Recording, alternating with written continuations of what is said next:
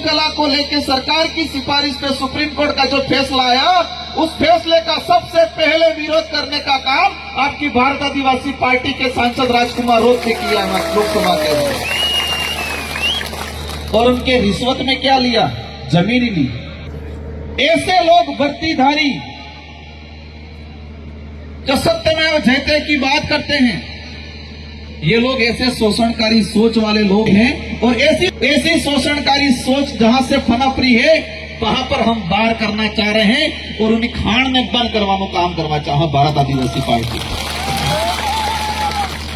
शब्दों से इस कुंभलगढ़ के, इस चार भुजा के, इस आदिवासी और इस बहुजन समाज को एक नई जागृत, नई चेतना मिलेगी।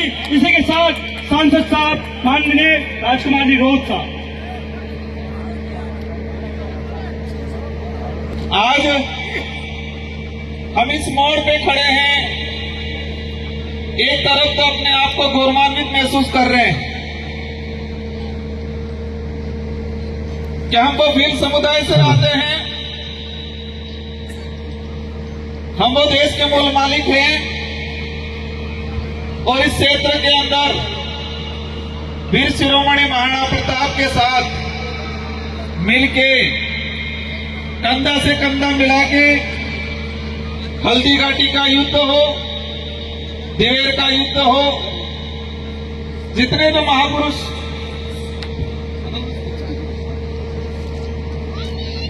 मैं जो मेरी बात कहना चाह रहा था कि हम एक तरफ गौरवान्वित महसूस कर रहे हैं, गौरवान्वित इस बात के लिए महसूस कर रहे हैं कि इस अरावली पर्वत श्रृंखला के अंदर बप्पा रावल से लगा के 800 ईस्वी से लेके 1600-1700 ईस्वी तक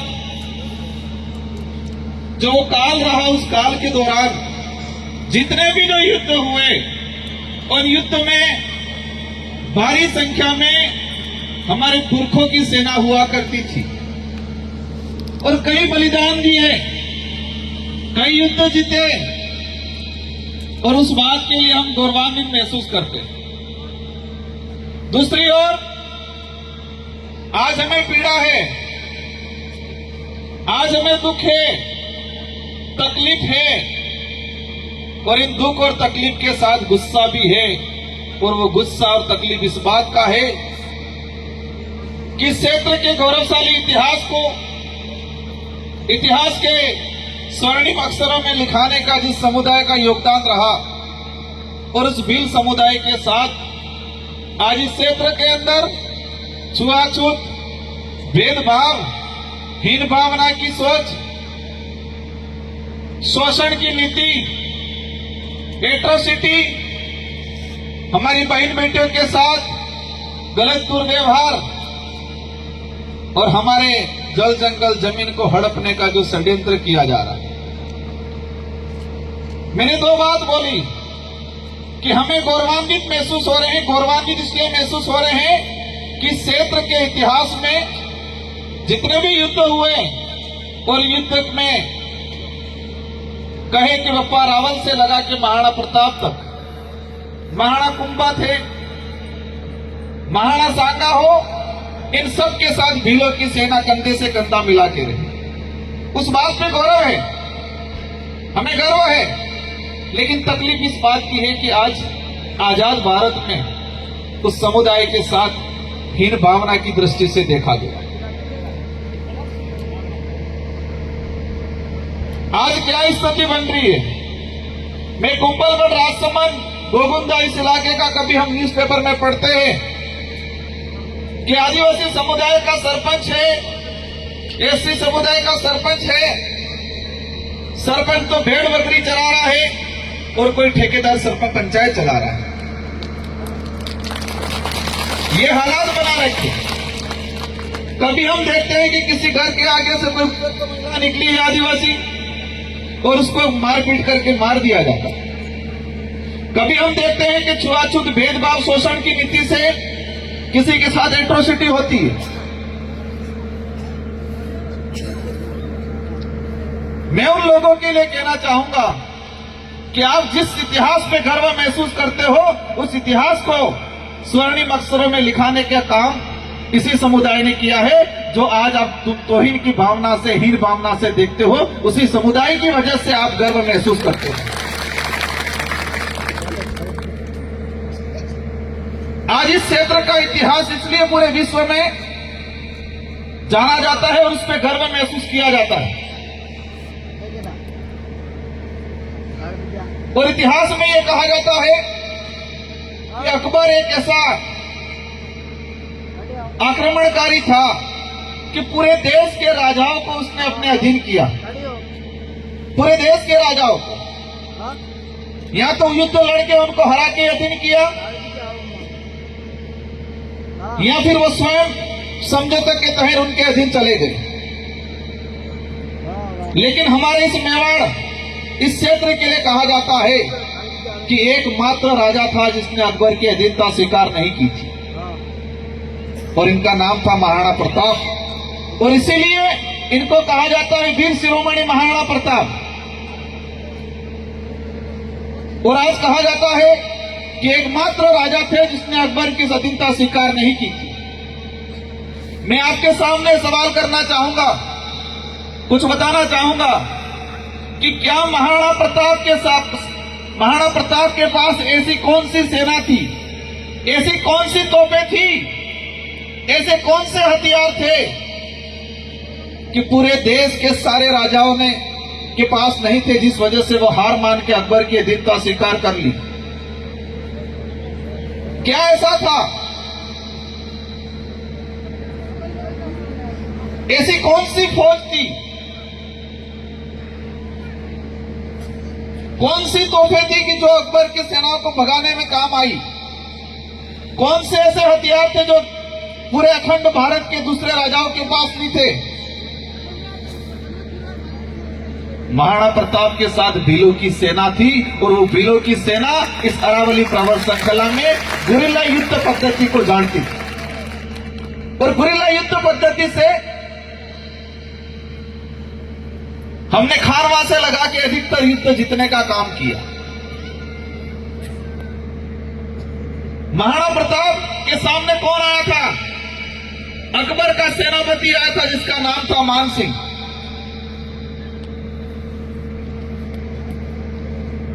महाराणा प्रताप के दो भाई थे, शक्ति सिंह और जगमाल।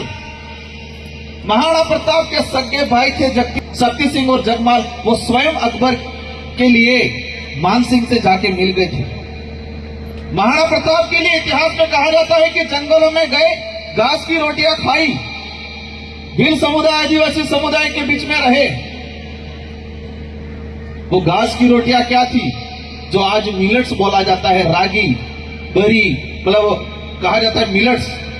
बाजार वाले लोग, बड़े बड़े लोग कहते हैं कि मिलेट्स की रोटी खाओ, वही मिलेट्स थी, घास की रोटी। हमारा बाप दादा हामानी रोटी, कोरीनी रोटी, बाजरीनी रोटी, अणी रोटी खाता।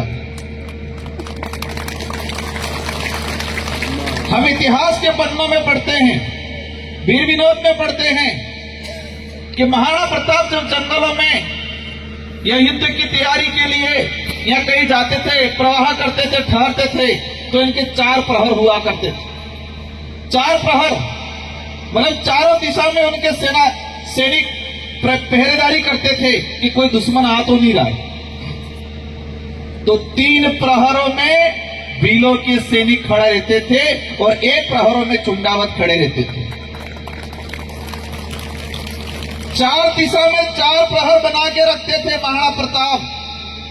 तो 3 दिशाओं में भीलों के सैनिक खड़े रहते थे और 1 दिशा में चुंडावत के सैनिक खड़े रहते थे।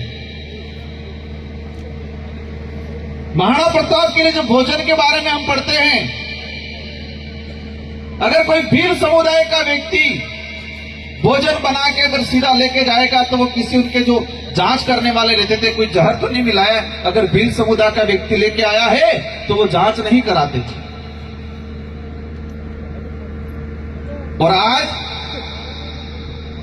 ऐसे संगठन जो महाराणा प्रताप की जयकारे लगाते हैं, हमें भी गर्व है महाराणा प्रताप पे, लेकिन आप महाराणा प्रताप की जयकारे लगा के भीलों के लोगों पे अत्याचार करते हो तो मेरी नजर में वो नहीं हो सकते। मेरी नजर में उनके तुम सम्मानजनक नहीं हो।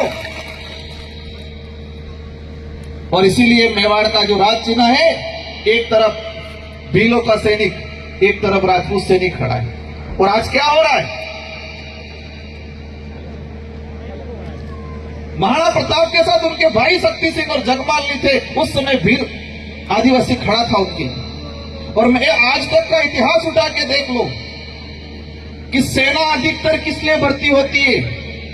तनख्वाह के लिए। तो मानसिंह की सेना हो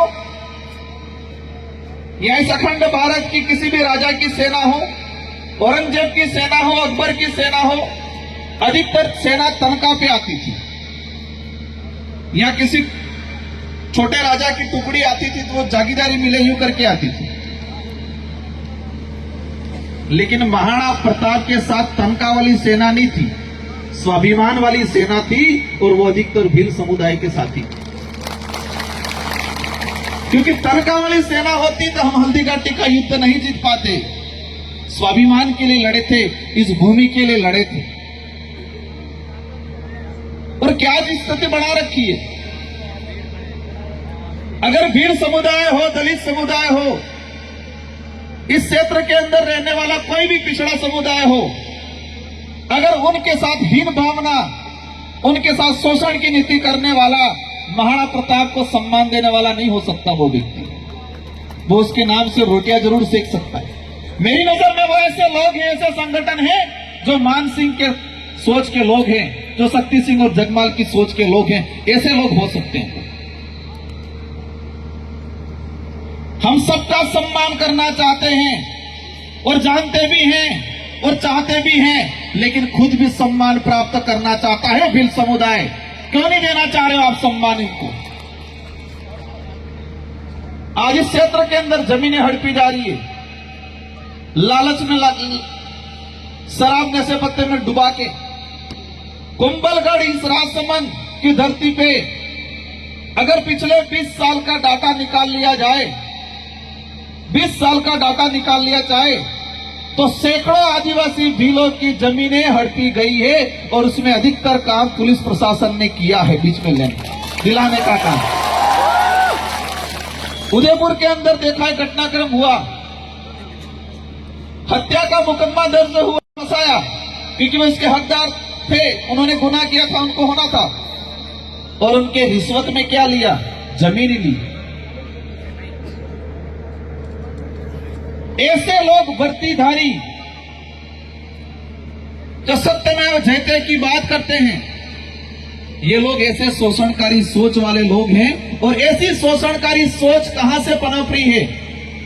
ऐसी शोषणकारी सोच जहां से पनप रही है, वहां पर हम वार करना चाह रहे हैं और उन्हें खान में बंद करवाने काम करना चाह भारत आदिवासी पार्टी। आज ये अरावली पर्वत श्रृंखला, एक बात हमें जाननी पड़ेगी,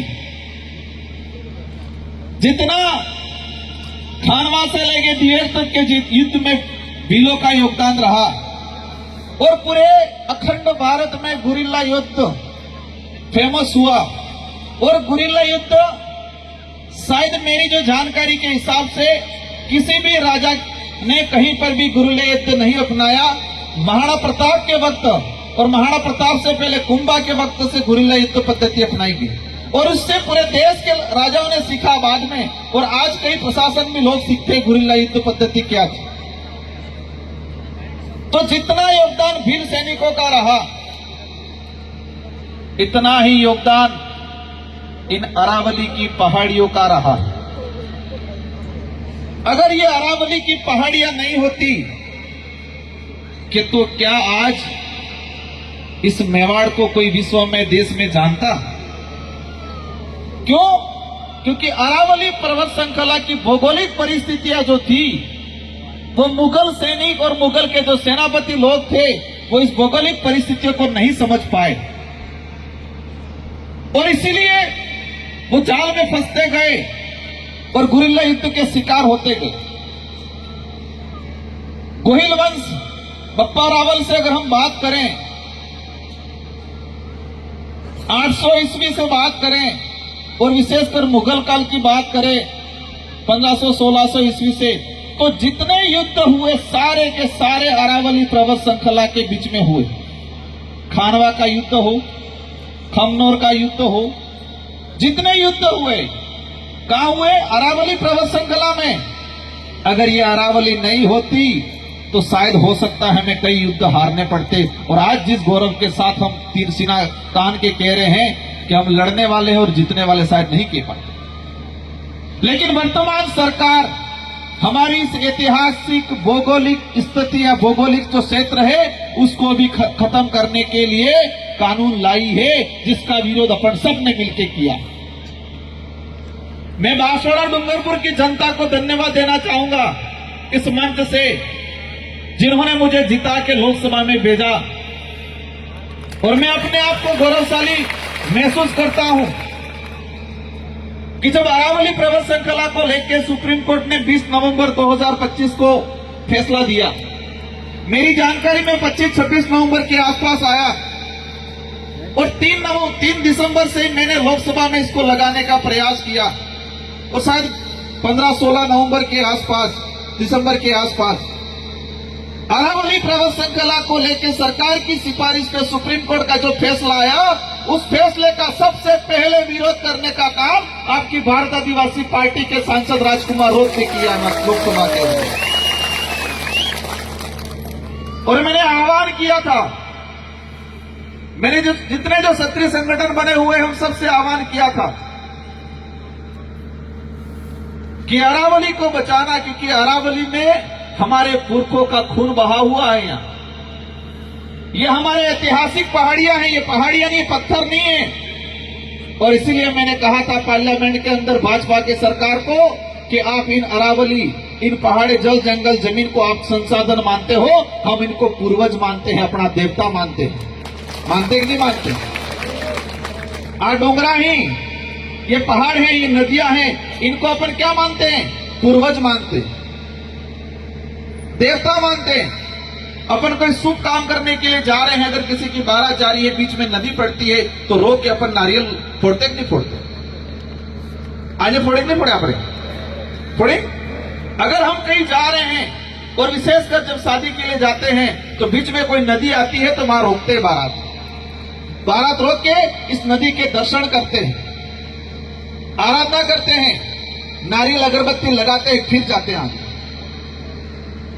तो ये भारत आदिवासी पार्टी इस प्रकृति को, जल जंगल जमीन को पूर्वज मानती है और ये तानाशाही सरकारें इस जल जंगल जमीन को क्या मान रही है? संसाधन मान रही है। और संसाधन मान के बड़े बड़े उद्योगपतियों को देने का काम करती है। अरावली के लिए जो कानून आया, मतलब जो सुप्रीम कोर्ट का जो फैसला आया, इसको आपको समझने की जरूरत है। अगर ये अरावली नहीं रहती तो शायद भील समुदाय का अस्तित्व भी नहीं रहता। और भील समुदाय की अगर बात करें हम लोग, तो अरावली पर्वत श्रृंखला जो गुजरात है, इसके बाद विंध्याचल में टच में चले गए, महाराष्ट्र, मध्य प्रदेश से इसी इलाके के अंदर है विशेषकर।